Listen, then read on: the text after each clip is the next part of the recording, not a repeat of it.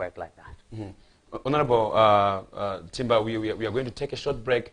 After the break, I need you to help us through here. Should you decide to follow this constitutional judgment, we need to try and look into certain possibilities, and worst case of all, are there any certain fears? I will be back after this short break to discuss these issues. In the next few seconds, we'll catch you soon.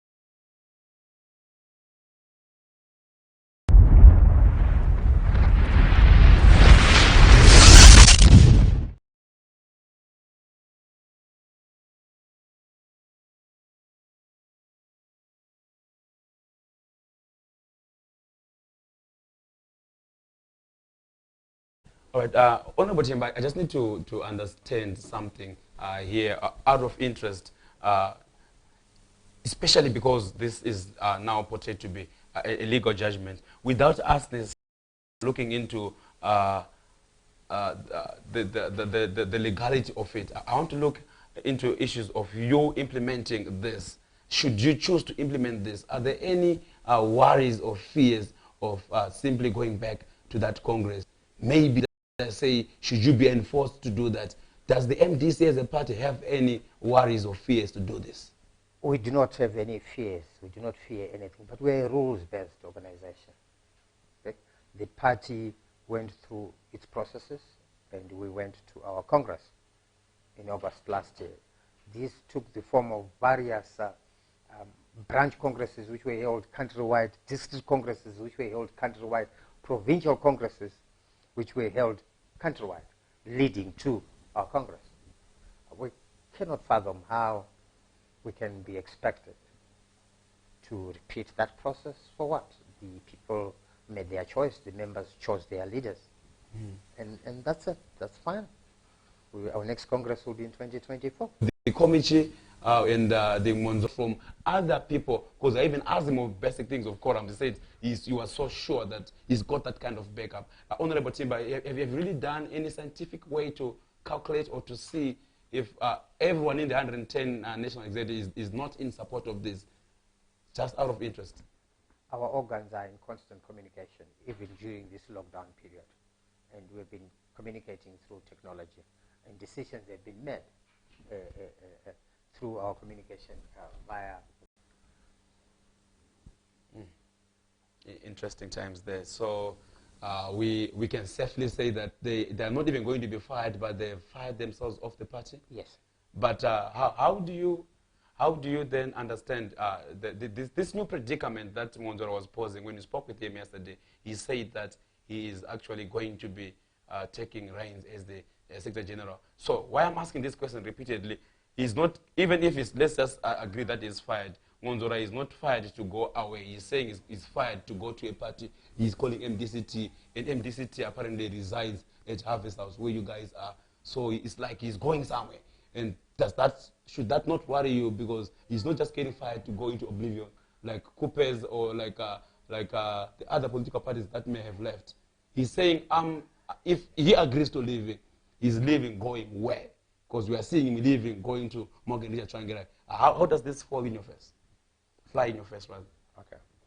The last I checked with records at ZEC, the MDCT that Honorable Monzora has gone to, its offices are in Bulawayo, and they also used to use offices of Honorable Gutu here in Harare as their head office. That's where I believe Honorable Monzora said he's going somewhere. That's where he is going.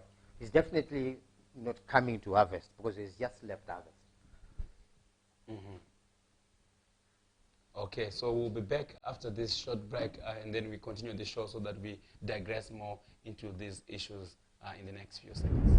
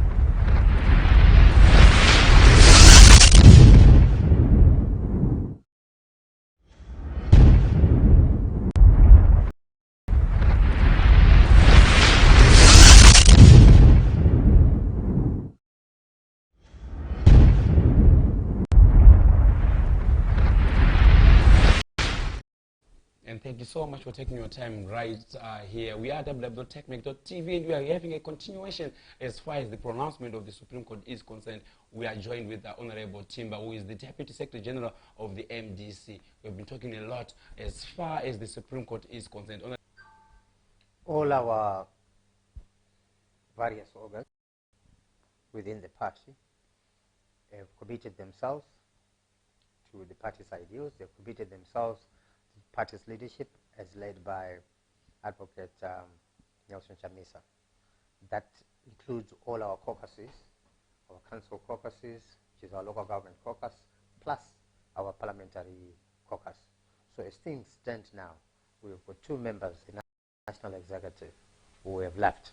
That is Honorable Komichi and Honorable Douglas Monzora. That's how things stand as we speak today.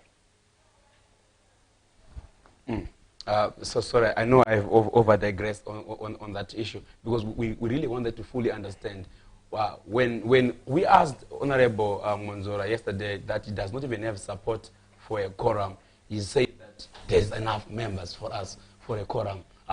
Leadership of the party resolved through a Why did you keep him this long when you've never trusted him as a party as far as the narrative is concerned? Why was Monzora kept in the party for this long? I've said it before and I'll say it again publicly.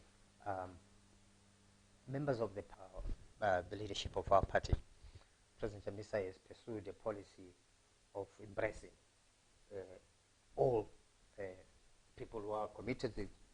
How did you feel, and how did you respond to that assessment that he should be expelled?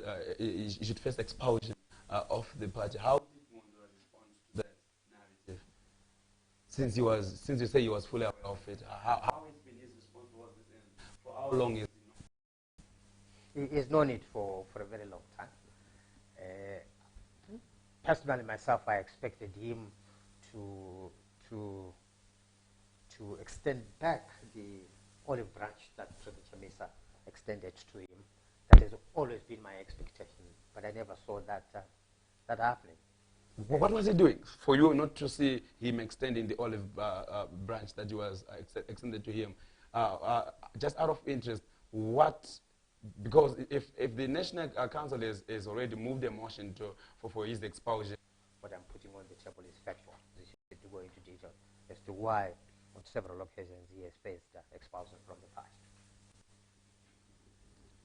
All right, so that's an interesting development there, Honorable Timba. We will take, we'll be taking callers from across the globe so that we get to have a conversation with you guys.